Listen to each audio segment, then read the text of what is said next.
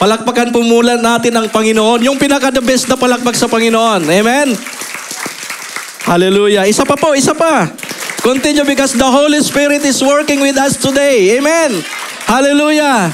Praise the Lord. Hallelujah po mga kapatid at purihin ang Diyos at narito naman po tayo upang makinig po ng salita ng Panginoon. I do believe na lahat po tayo ay narating po natin ang biyaya ng Diyos sa pamamagitan po ng ating pag-aawitan at pagpupuri sa umaga pong ito. Amen? Hallelujah. Praise the Lord. Hallelujah. Thanks God po na muli po nakapag-minister po muli sa inyo sa umaga pong ito. I do believe po na lahat po tayo ay Filipino. Wala pong mga dito, wala pong ibang lahi. Oh, Sister Mercy, anyway, she knows already how to speak Tagalog and understand Tagalog. And Brother Francis and Sister will translate. Amen? So, praise the Lord. At purihin ang Diyos sapagkat napakabuti po ng Diyos. At talagang nakikita ko po na kumilos pong ang Holy Spirit sa umaga po sa ating po kalagitnaan. Amen? So, maraming salamat po sa music team at purihin ang Diyos sa Kanya, sa Diyos po ang papuri. At sa umaga pong ito mga kapatid at salamat sa ating pong devotion sa umaga pong ito dahil pinangunahan po natin sa umaga pong ito ni Sister Shing at siya po ang nagbigay po ng introduction po sa aking pong pag-uusapan sa umaga pong ito. Amen? So anyway, at salamat sa Lord. Bago pong lahat, kami po ay nagpasalamat sa biyaya ng Diyos at kami po ay nakadalo po ang mga ibang pastors po ng seminar po ni Pastor Stephen about leadership masterclass at purihin ng Diyos talagang napakabuti po at kumilos po ang Panginoon. I do believe po sa lahat po na nag-attend ay puspos po ng kagalakan at pagpapala at si Bishop po doon at si Bishop paalis-alis po sapagkat marami po siyang mga inaasikaso. So purihin po ang Panginoon sa buhay po ni Bishop kasi siya po ay busy ngayon sa pagpapatayo po ng ating pong pinakamalaking church building dito sa Qatar. Palakpakan po natin ang Panginoon. Hallelujah. So purihin po ang Panginoon. Bago pong lahat, nais ko pong muna i-plug po itong ikak sapagkat napi-feel ko po at nakikita ko na po by in advance kung ano po ang itsura po ng building na ito. And para po sa kalaman ng lahat, ang ating pong binibigay sa iglesyang ito ay hindi po masasayang. Hindi po ito napupunta sa aming mga pastor. Wala po kaming sweldo rito. Amen? So sacrifice lamang po talaga ito na kami po ay nakatayo at sa biyaya ng Diyos na nagagamit po kami. Lahat po ng mga leaders ng church na ito, wala po kaming ibang desire kundi mapapurihan ng Diyos sa pamagitan po ninyong lahat sa tulong nyo po. Amen? So palakpakan po muli natin ang Diyos. At pangalawa po ang pinapasalamatan ng Panginoon. Kung mayroon po mga taga Cebu rito, mayroon po taga Catanduanes, kami po ay nakikiisa po sa inyo pong mga, alam ko may mga pagsubok na dinaanan po ng bagyo, especially sa Cebu. So praise God, ang aming pong marami pong mga taga Cebu rito na maayos naman pong kalagayan nila, hindi po naisama doon sa talagang nawalan ng bahay. At sa mga Catanduanes, Pastor Bishop Bida, si Ate Glo, taga doon po sila. Supurihin ang Panginoon dahil andito po sila. Amen? So kami po ay nagagalak din, nakikiisa po sa inyo pong mga ninanais po ng especially po sa mga nawalan po ng tahanan, nawala po ng mga ibang mahal sa buhay. So praise God. So nandun po yung prayer po ng QEC. So anyway, we will continue po sa ating pong pag-usapan sa umaga pong ito. We will continue our theme for this month about passing our faith to the new generation. So this morning po, actually, nabigyan na po tayo ng idea kung bakit po kailangan po we will continue to pass on the torch of faith to the next generation. Amen? So purihin ang Panginoon. Nasabi na din po ni Sister Shing, actually yung po yung ibibigay kong introduction sa inyo. So pero sa kanina po mga nauna po rito ay wala pong yung baterya yata yung natin. Amen. So praise the Lord. Nakauna po siya. Ayun. So nabigay na po ni Sister Shing kung ano po ang what is the importance of passing our faith from sa mga ninuno natin until to the next generation. Amen? So, isa po doon sa mga bagay na doon sa ating pong theme verse, 2 Timothy chapter 1 verse 5, na sinabi doon ni Paul kay Timothy na he was reminded from for the faith that they have from his Lula Luis, and to his mother. Sino yung mother ni Timothy? Eunice. Amen. And then, nakarating kay Timothy, at ngayon nakarating sa Duha sa QAC. Amen? So palagpakan natin ang Panginoon. So this is how the Word of God passed through to all the generations. Amen? So napanggit din po kanina ni Sister Shing kung why we are eager to share the Word of God to our children.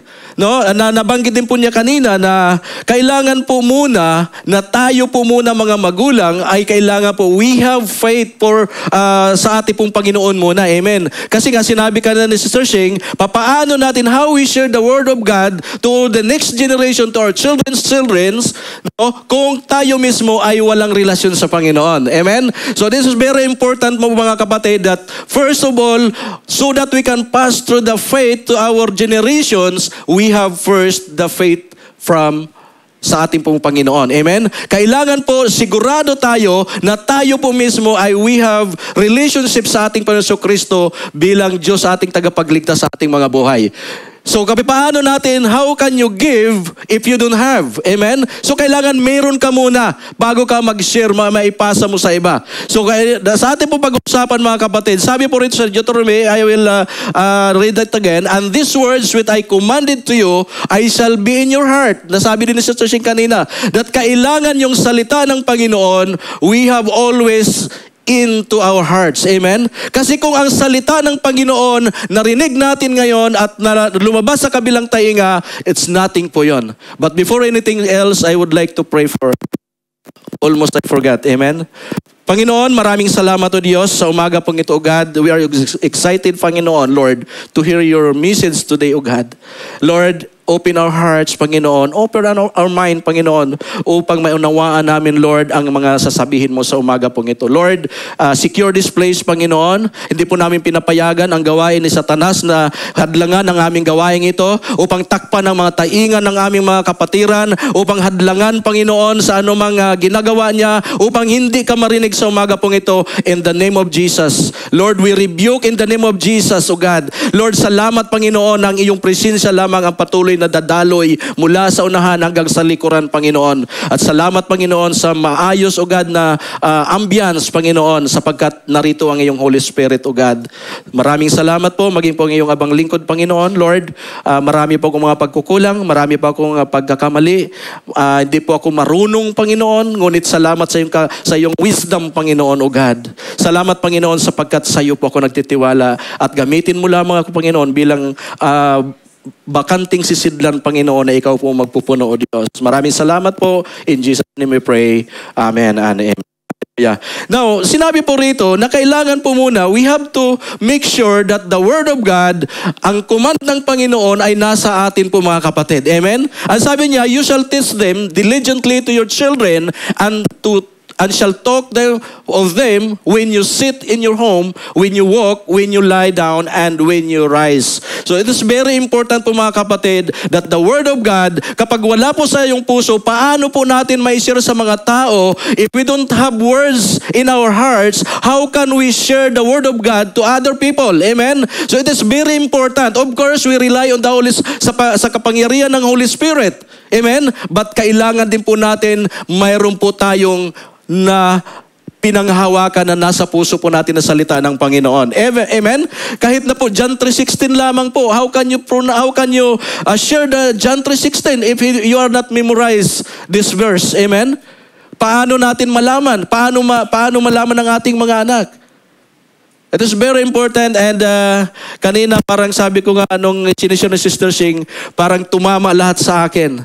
Unang-una yung sinabi niya na paggising pa lang sa umaga, nandun na yung battles paggising sa mga anak. Amen? And sometimes, Hindi, not sometimes, at most of the time po mga kapatid, naranasan po ito namin mula pa sa aming panganay hanggang sa bunso. Pero kailangan po natin na maging, sabi nga ni Mrs., ingatan mo yung puso mo, magsasalita ka. Amen? Sometimes nangyayari po ito sa atin mga kapatid. At ito po ay talagang napakahirap po gawin, but kailangan mayroon po tayong love sa ating puso.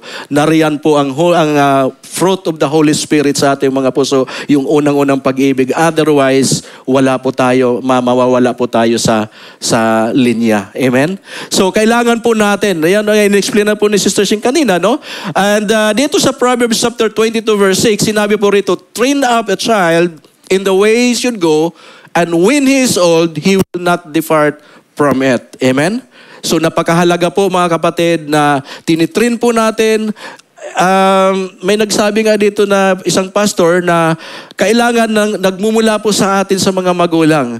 Na mayroon isang narinig ako dito nagsalita that every morning pinapakita niya sa mga anak nila na nagbabasa siya ng salita ng Panginoon. They prayed na pinapakita niya sa Panginoon, sa anak niya na siya ay talagang nariyan po ang kanya pong pangunguna, ang paglilid sa kanyang family. Amen? So paano nga naman masundan ng ating mga anak kung tayo mismo ay nasa Facebook tayo? Amen? So anyway, di naman masama namang may Facebook kasi marami naman po ang napapagpala, pero sometimes napunta lang yung natin doon. Anyway, ang ating pong topic sa umaga pong ito is still the next generation about the goodness of God. So ang ating pong tema sa Psalms chapter 78, chapter 4, verses 4 to 7. So, kinuha ko po ito sa New King James Version. So, tingnan po natin, at tinanyahan ko po lahat na tayo po ay tumayo. Exercise po muna tayo. Amen? Para maunat-unat yung mga baywang natin. Hallelujah. So, sabay-sabay po natin basahin para ma-exercise din po yung mga mouth natin. So, sa verse 4 po, sige po. Basahin po natin. 1, 2, 3. We will not hide them from their children, telling them the praise of the Lord and His strength and His wonderful works that He has done. For He established a testimony in Jacob and appointed a law in Israel, which He commanded our fathers, that they should make them known to their children, that the generation to come might know them, the children who would be born, and that arise and declare them their children, that they may get their hope in God and not forget the works of God, but keep His commandments. So mga kaupo na po tayo, purihin po ang Panginoon sa mga oras na ito mga kapatid. So himayin po natin. So if we study the book of this chapter of Psalm chapter 78, this is about the goodness of God to the Israelite people. And it is written by who? Sino po nagsulat nito? Isang tanong lang, gusto ko lang malaman. Si David, si Moses, sino pa? Si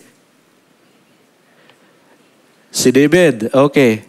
Ang Book of Psalm, mostly nagsulat po si David. Amen. Pero nagsulat po dito, apo ni Pastor ni Bishop Beda. Si Asaph. Amen? Si EJ. So, praise the Lord, no? So, ito po ay sinulat po ni Asaph. Si Asaph po ay isa pong musician nung panahon po ni King David, no? Siya po ay isang musician at the same time, he is also a prophet. Amen?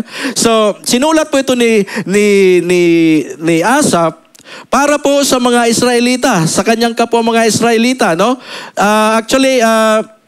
Nung sinulat niya ito, na kung paano po nakita niya yung kabutihan ng Diyos doon sa kanyang mga ninuno, kay Moses, no?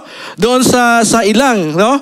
So, sa verse 4, sabi po rito, we will not hide them from their children, telling the generation to come the praises of the Lord. So yun po yung sinabi niya na ito ay isa pong panawagan ni Asaph sa lahat ng mga Israelita na kumbaga yung nakapasok sa lupang pangako. Na sinabi niya that we will not hide itong mga nakita niya mga bagay when he was in the wilderness from Egypt to the promised land.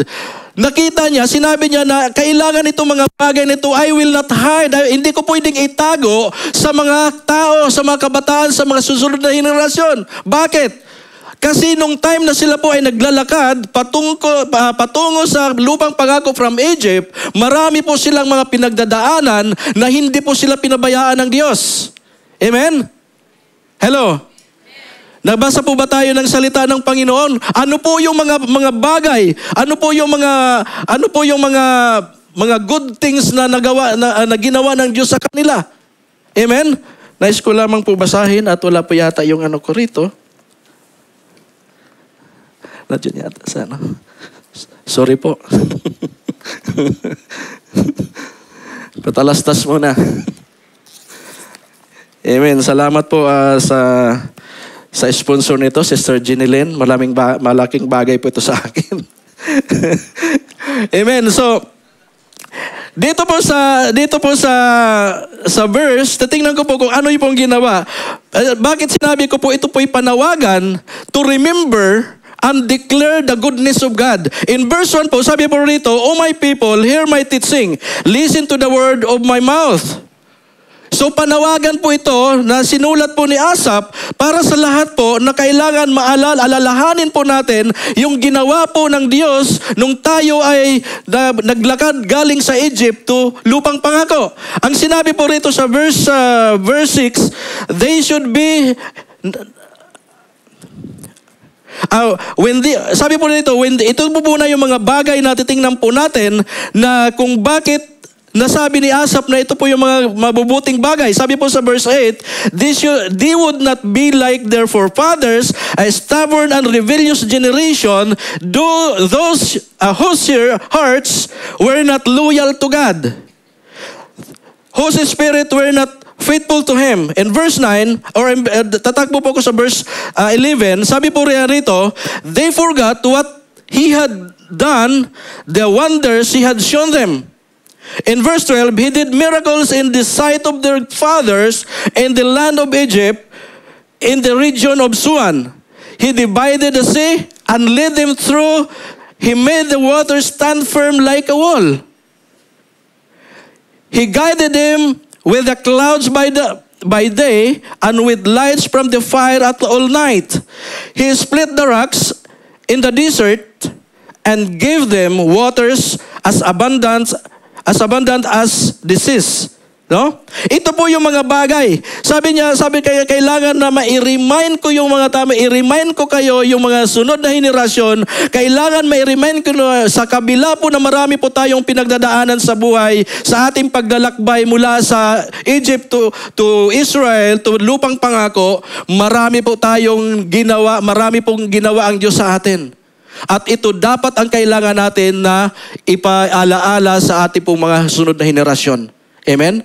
Minsan sa buhay natin, marami tayong mga bagay na ginagawa ang Diyos. Sa panahon na tayo nahihirapan, sa panahon na tayo ay nasa ilang ng ating spiritual na mga buhay, hindi tayo pinabayaan ng Diyos. Amen? In verse 11, tingnan po natin, sabi po niya rito, not 11. In verse 16, sabi pa niya rito, He brought a stream out of the rock, Craig, and made water flow down in rivers. Ito yung magandang mensahe rito sa atin lahat. Sabi niya rito, but they continue to sin against Him, rebelling in the desert against the Most High. They willfully put God to the test by demanding the food by crave. They spoke against God, saying, can God spread a table in the desert? Ito yung mga bagay, mga kapatid, na kailangan po ma-overcome po natin.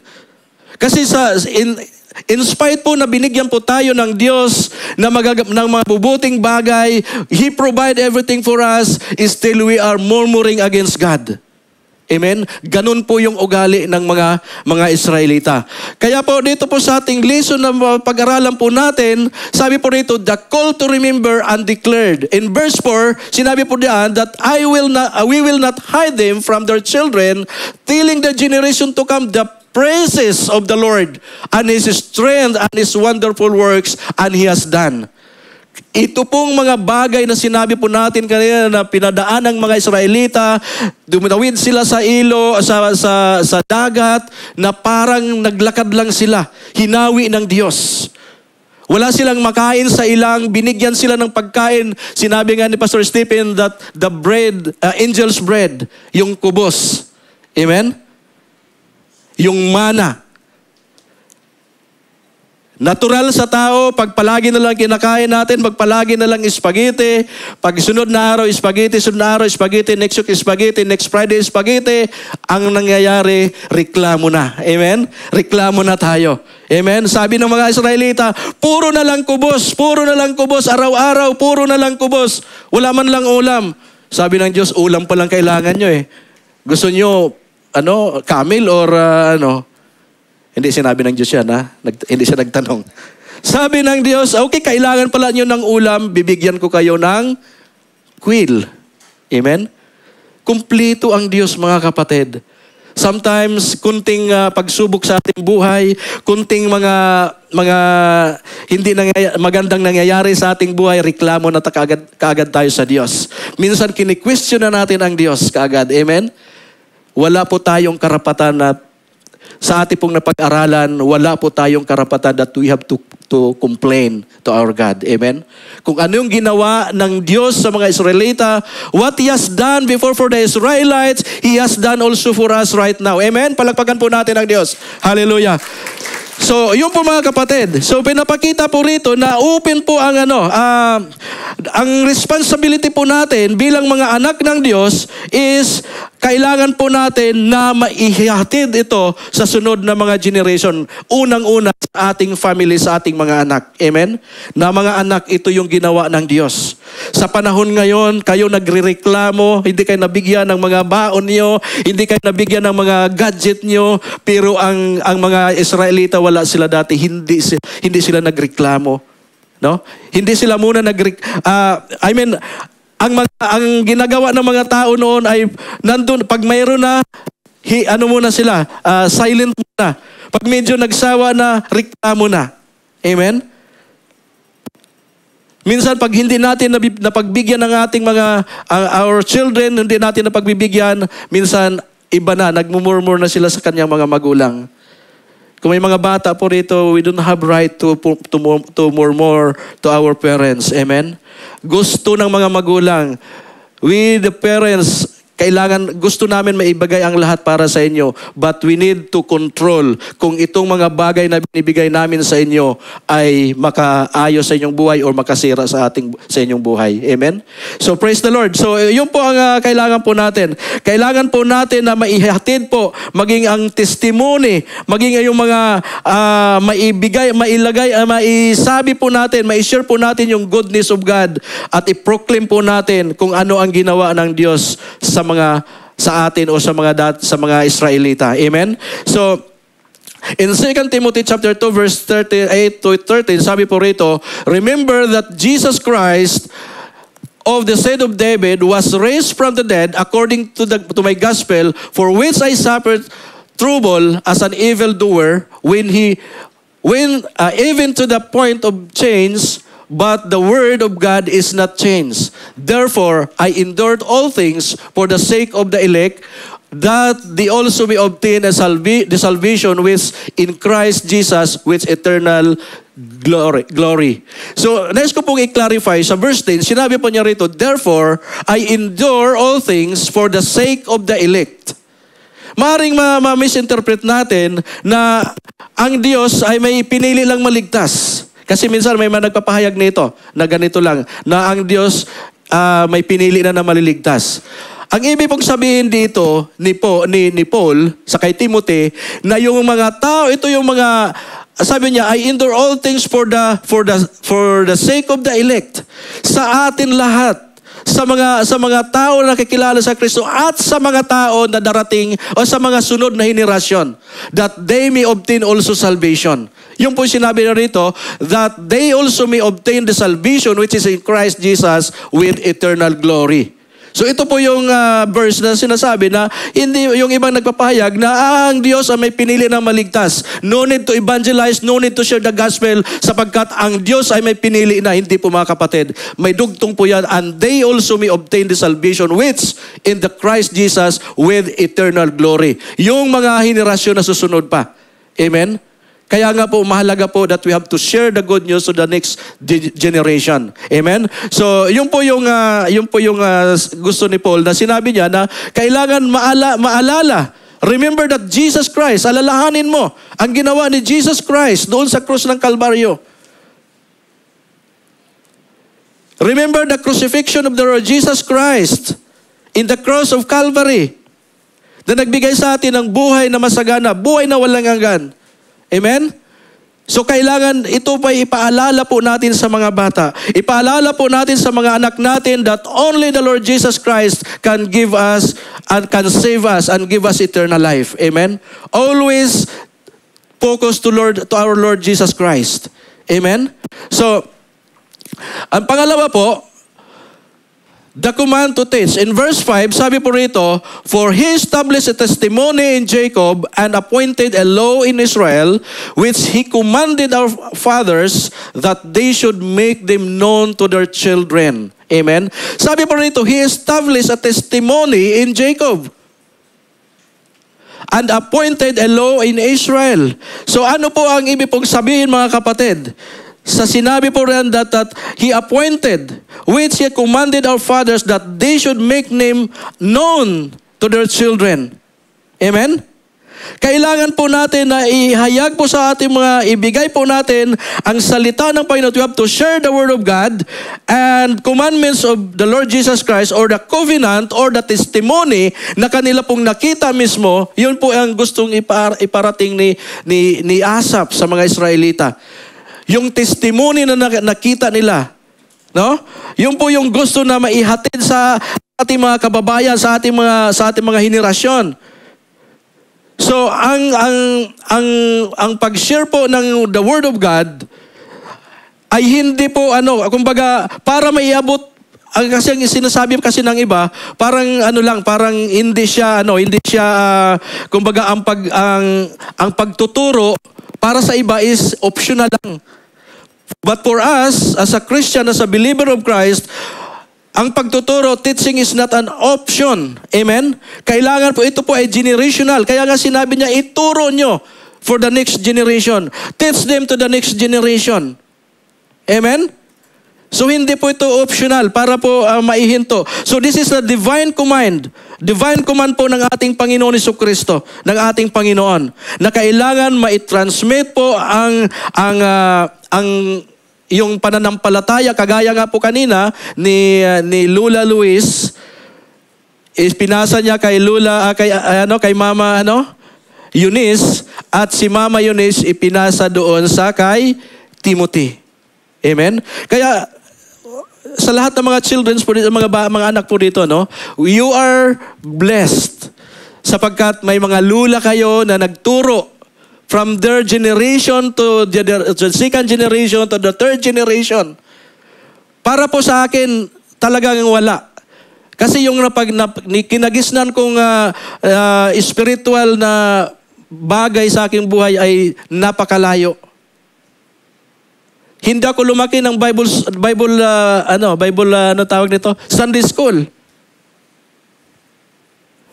Kaya po, bakit ko po sinabi that you are blessed, mga bata, na your father, your mother, your lola, your lolos are believers of Christ. Amen?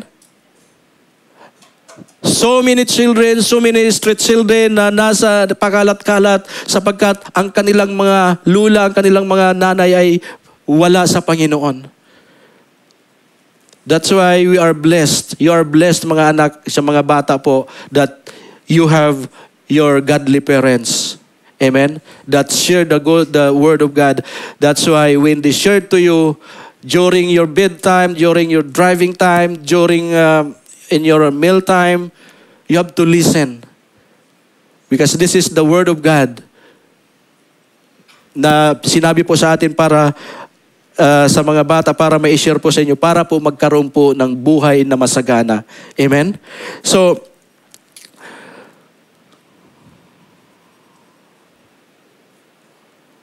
Saan na tayo?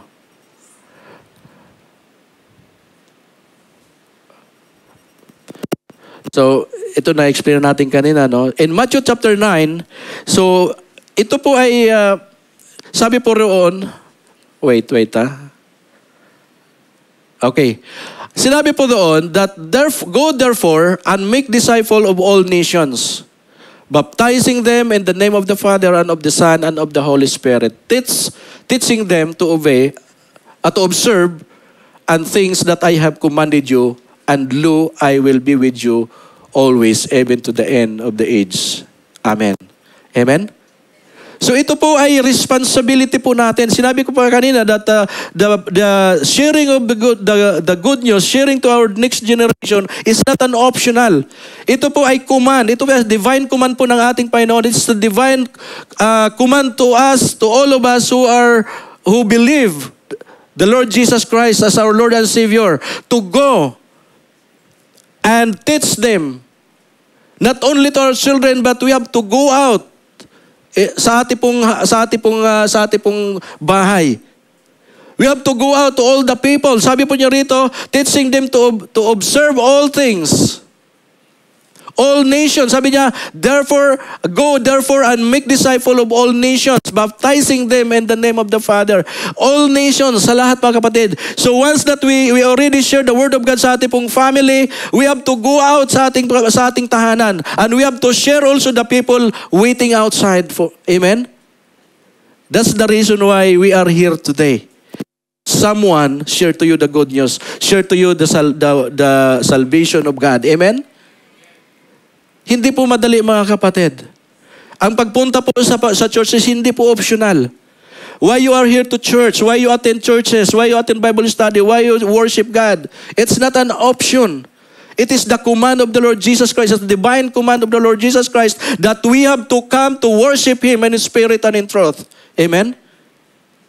Hello? Kailangan po natin. So, ang ibang mga tao, yung mga wala kay Kristo, nasa labas sila ngayon pagala-gala. Nag-i-enjoy sa labas. Nag-i-enjoy sa mga bagay na makasanlibutan. Amen? But how about if God na bumalik, sila kaya ay makapasok sa kaharian ng Diyos? Amen? And this is our responsibility to tell them about the salvation of God. Amen? So, teaching them to observe all things that I have commanded you.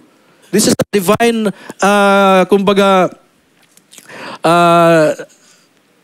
hindi siya optional. Kundi it's a divine command from our Lord, from our God. Amen? Na kailangan na sila po ay makakilala sa Panginoon. And don't worry, sinabi niya, and lo, I am with you always, even to the end of the age. The problem mga kapatid, sometimes hindi tayo nakakapag-share ng salita ng Panginoon kasi natatakot tayo. Minsan, iniisip natin that from my own understanding, from my own knowledge, sharing the Word of God, kailangan po ng tulong ng Holy Spirit sa atin. Amen? We have to pray that the Holy Spirit will continue to minister to these people whom you are sharing for. Amen? Kailangan po natin ng Holy Spirit. Ang trabaho natin is to plant. Amen? Ang magdilig niyan ay Holy Spirit. At ang magpapatubo niyan, ang Diyos. Amen? Ang ating Ama. So si Apollo ang nagtanim, si Pablo ang nagtanim, si Apollo ang nagdilig, ang nagpatubo ay ang Diyos. Bakit hindi tayo nakapag-minister? Bakit hindi tayo nakapag-share? Sapagkat inaako natin na itong tao na to, mag-convert ito sa pamagitan ko. No. Wala po tayong karapatan mag-convert na isang anang tao. Ang karapatan lang po natin, ang part po natin is to share the gospel. Go, therefore, and make disciples. Amen? Yun po yung trabaho natin mga kapatid. And pang-anim na ba tayo? Wait, sobra na yata. Okay. Oh, number 3. O ba't number 6 na to? Verse 6. So, number 3 po is the vision for generational impact. Amen? In verse 6, sabi po rito, that the generation to come might know them, the children who would be born, that they may arise and declares them to their children.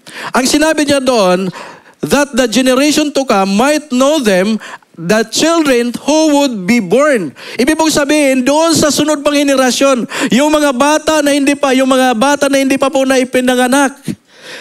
Yung apo sa tuhod, yung apo sa tuhod, apo sa lahat na yon. Anak pa. Kumbaga, lahat na henerasyon sa anak ng anak mo, anak ng anak, basta, sa lahat na henerasyon. Sinabi niya roon that generation to come might know them. The children who would be born. No, yung mga hindi pa pinanganak. Kailangan nila na matutunan din itong mga bagay nito. So, sino magpapatuloy nito, mga kapatid? If we are parents now, kailangan maituro sa anak natin, yung anak natin magturo doon sa anak nila, din yung anak nila magturo doon sa anak nila. Amen?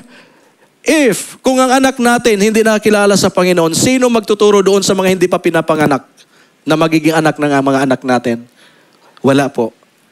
Kaya po, napaka-importante po na mismo, kaya maganda yung example po ni Paul doon sa 2 Timothy chapter 1 verse 5. Na sabi niya, I remember the faith that you have from your lola, Luis, and to your mama, Eunice, and hanggang sa iyo ngayon.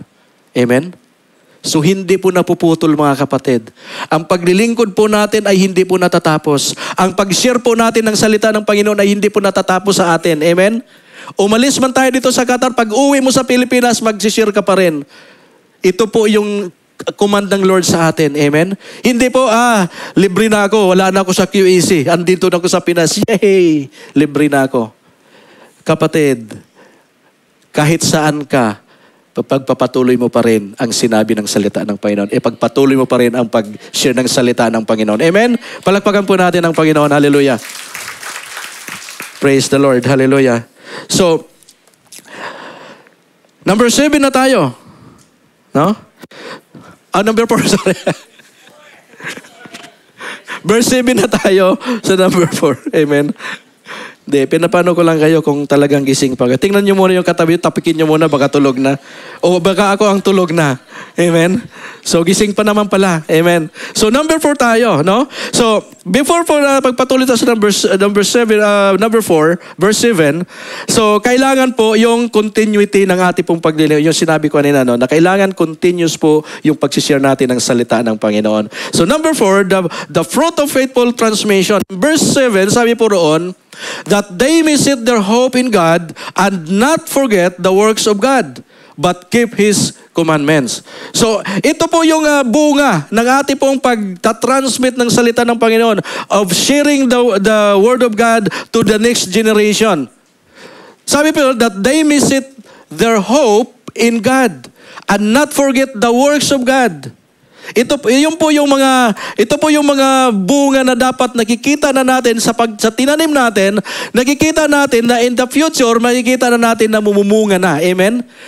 Magkakaroon na sila ng maraming mga tagasunod. Amen. Kapag nagtanim ka ng mangga after 5 years, pag nakamarkot siya, mamumunga na siya, di ba? So makikita na natin. So si Asaph, nakikita niya rito in the future. Na kapag magpatuloy tayo, if we will continue to preach the gospel, to share the good news to the next generation, sabi niya, makikita din nila. Magkakaroon din sila ng pag-asa. Yung mga I'm sure na magkakaroon ng tunay na pag-asa dyan sa Panginoon. No? Ang sinabi niya na, and not forget the works of God. Maaalala nila ito. Ito yung pangahawakan nila.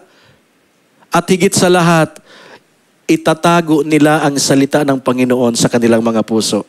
Amen? Di ba nakita ni Asaph? Ito yung nakita ni Asaph, yung bunga ng ating pagtitiis, yung bunga ng ating pag-sacrifice po dito sa Qatar. Amen? Ang sacrifice natin sa Qatar is not just to give them money to our family back home in the Philippines. Ang pagsasacrifice po natin dito, ito po ay divine sacrifice na nandito tayo, ginagamit tayo ng Diyos to preach the gospel. Ang trabaho is bonus na lamang po yun. Amen? Minsan, pressure na sa trabaho. Si Brother Alan, na alam ko to, pag pumunta sa akin sa opisina, pressure yan. Amen? Yes. Natural na lang sa atin niya, pag may pressure, lakad-lakad ka muna. Amen? Kaso lugi ako ni Brother Alan kasi hindi ako nakakapunta doon sa kanya. So, alam ko na yan. Pag pupunta si Brother Alan sa workplace ko, alam ko si Brother Alan nagpapahangin. Amen? So, yun po mga kapatid. Kasi kumbaga sa trabaho, hindi natin pwedeng anuhin natin ang ating mga amo. Di ba? Kundi, ibigay natin sa Lord. Amen? Kasi mayroon tayong command ng Panginoon na sa puso natin. Amen? Palakpakan po natin ang Panginoon. Hindi po tayo palaging reklamo. Amen? Kagaya po kaya ito yung sinasabi kanina ni Asaph doon sa verse 11, na pinakita, sabi niya, nung lumakad ka sa apoy, hindi ka nasunog. Nung lumakad ka sa tubig, hindi ka nalunod. Nung tumawid ka sa dagat, para ka lang naglakad. Hinawi ng Diyos ang daanan mo para maglakad ka na komportable. Amen? Wala kang pagkain. God poured out, I think, 1 million of, kasi million sila nagtumawid sa ilang. Yung mana. Amen? Hindi sila pinabayaan ng Diyos. Kahit ang kanilang mga damit. Tayo ngayon, isang linggo lang, isang buwan, di natin nagamit yung mga damit natin. Palit na tayo. Hanap tayo ng mga sale, no? Palit na tayo. Pero ang mga Israelita, hindi po sila pinabayaan ng Lord. Amen? Pero of course, alam ko, naliligo naman sila. Nilagyan sila ng perfume siguro ng Panginoon. Amen? Sa panahon na sila po ay madilim ang kanilang nilalakaran, binigyan sila ng light by fire. Amen? Inilawan sila. Sa panahon na sila ay naglalakad sa kainitan, sa disyerto, God gave them a cloud, a pillar of clouds, para liliman sila. So ano pa ang hinahanap natin? Amen? Ang gusto lang ng Diyos that we have to keep the commandments sa ating mga puso ng command ng Panginoon. Hallelujah. So tapos na po tayo. Amen? I hope that mayroon po tayong napulot po mga kapatid sa ating pong napakaiksing mensahe. Ay sabi ko nga sa inyo, hindi ko po ito mensahe, kundi ito'y mensahe ng Diyos para sa ating lahat. Amen? That we have to remember the goodness of God na ginawa po niya sa atin. Amen? Napakasimple pero napakalalim po ng ating pong nakilala, ating pong naranasan sa Panginoon. Amen? Kung paano tayo lumakad at ma-share yung goodness ng Lord sa mga next generation. So let us be faithful stewards of the gospel, ensuring that the next generation knows the Lord, not just by name, but by true relationship with Christ Jesus. Amen?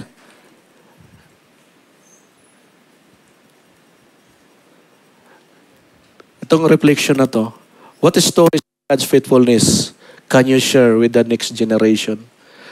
I do believe po that every one of us po, mayroon po mga stories, no? May mga salita ng Panginoon na pinangako sa atin about His faithfulness sa ating mga buhay. Maaring dumanas tayo ng marami mga pagsubok sa buhay, pero nakita natin na may ang pag-ibig ng Diyos, yung faithfulness ng Panginoon ay hindi tayo pinagkulang. Amen? Ano pa yung mga natutunan natin sa ating paglalakbay bilang mga anak ng Diyos, bilang Kristiyano, bilang paglilingkod, na pwede natin i-share sa ating pong mga sunod na henerasyon? Diba? Napakahalaga muna yung relationship natin sa Panginoon.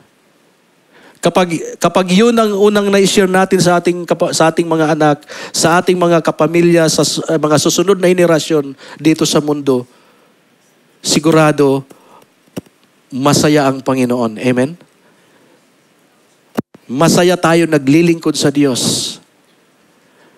Minsan naglilingkod tayo, hindi tayo masaya. Bakit? Hindi natin nakita ang tunay na ginawa ng Diyos.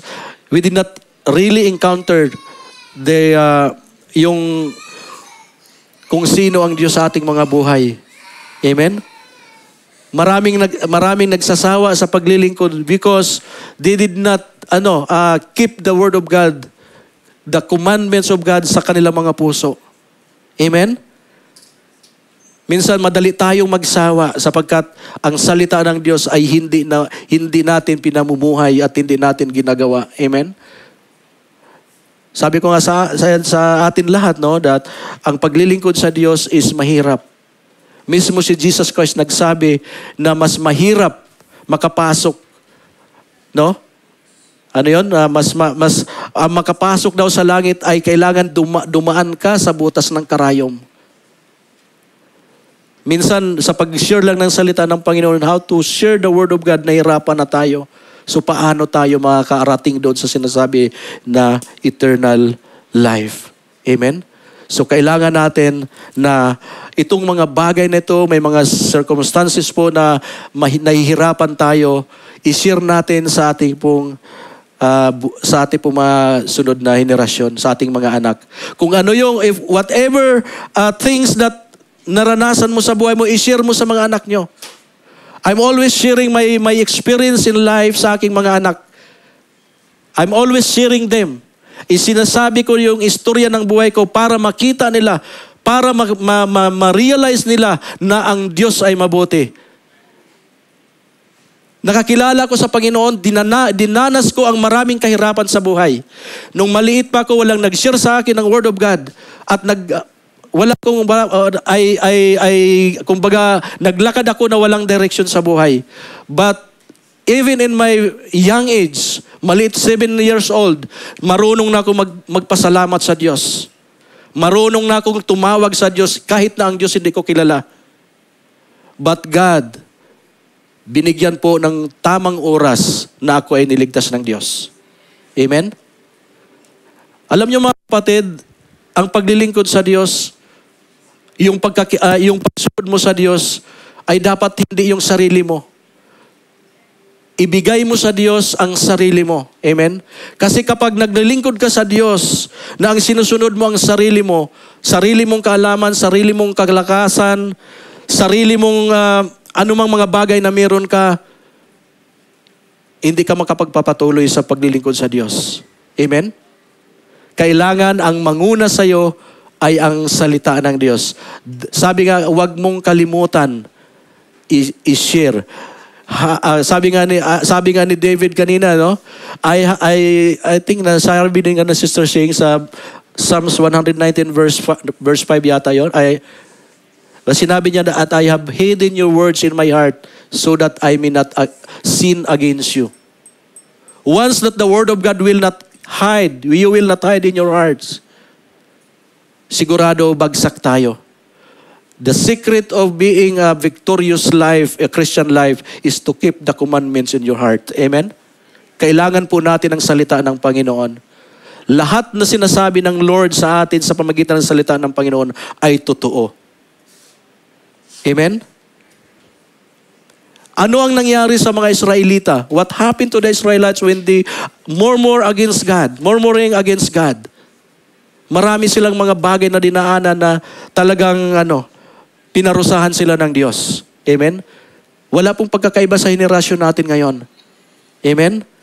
Sa henerasyon ni Noah, wala pong pagkakaiba. When Noah shared the word of God to them, when he shared the salvation to the people of Israel, anong sinabi niya? Wala. Si Raulo ka, parang you are crazy.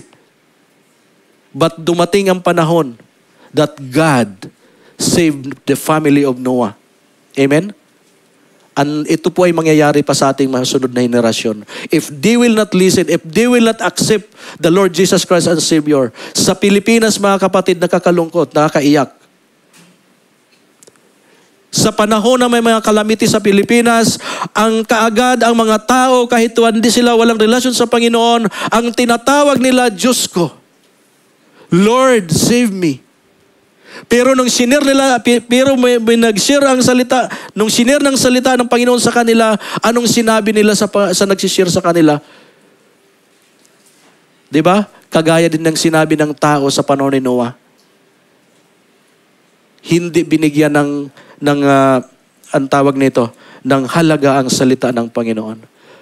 Kaya po mga kapatid, back to our topic mga kapatid, we need to clarify the Word of God, the salvation sa ating mga anak. Amen? Huwag po tayo munang lalabas. Huwag po muna tayo mag-aral ng pakalalim na theology kung hindi natin alam ang pag-share ng salita ng Panginoon. Amen? You have to share the Word of God for salvation. John 3:16, very simple. Pakilala mo lang sa tao that God loves you. Do you know that God loves you? Jesus loves you? Do you know if you accept the Lord Jesus Christ, what happened to you? You have eternal life. You will not perish. You will not go to hell. Simple. And what is the Bible said about the people who are not accepting the Lord Jesus Christ? Sabi niya, Romans, 3 words lang, 3 verses, mga kapatid. Romans chapter 3 verse 23. For all have sinned, come short of the glory of God. Just share it a little bit. Kung ang tao, ipaano mo na, ang lahat ay nagkasala at hindi ka makarating sa kaharian ng Diyos. Gusto mo ba yon? Tanong ka agad.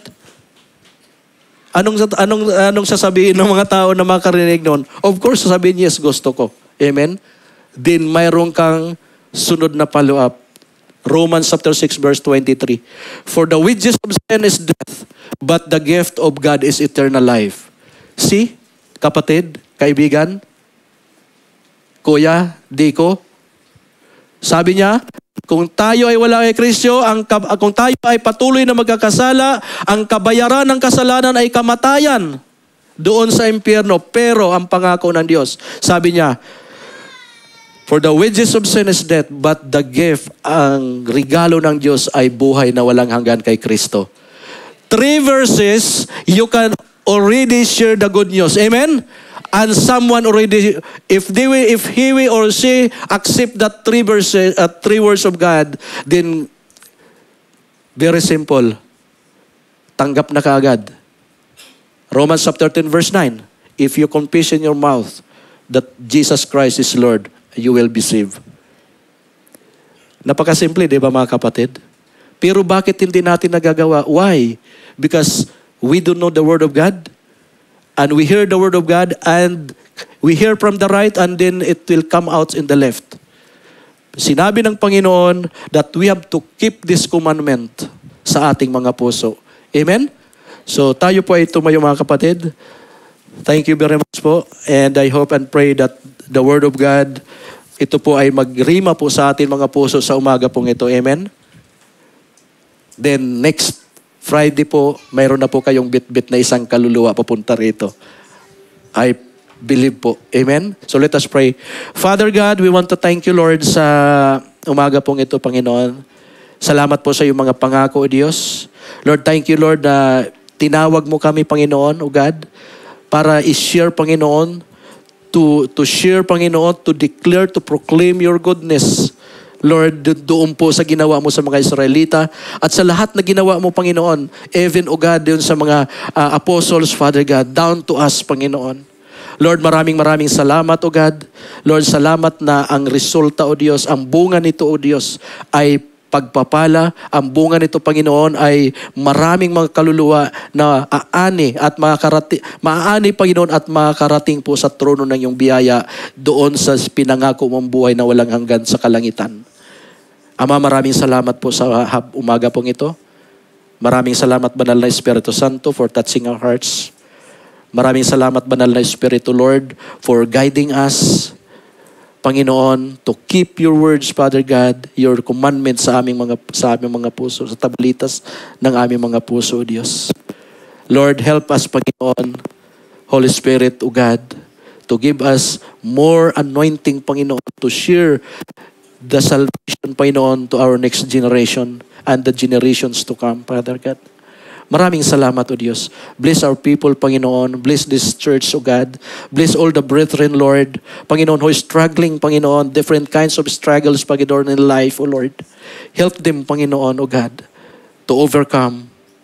Salamat, Panginoon, that they will continue to trust in you, Lord. They will keep your promise to them, Panginoon. Lord, and we also pray, Father God, sa mga kapatiran ngayon, O Diyos, na may mga pagsubok. I pray, Lord, for the peace, Panginoon. For the love, O Lord. Panginoon, at sa may mga kapatiran, Lord, na may nagpapagaling, O Lord, pagalingin mo sila, Panginoon, sa kanila pong mga operasyon, mga surgery, O Lord. Thank you so much. Lord, we claim, Panginoon, your promise, O Lord. Sinabi mo sa mga salita, Panginoon, that your hand is not short to reach those people, Panginoon, need salvation, need healing, and need peaceful mind, O Lord, peaceful heart, O God. Thank you, Holy Spirit, O Lord. Lord, ito po yung aming samot dalangin sa pangalan ng aming Panginoon Kristo. Ang lahat po magsabi ng Amen and Amen. Amen. Thank you, Lord.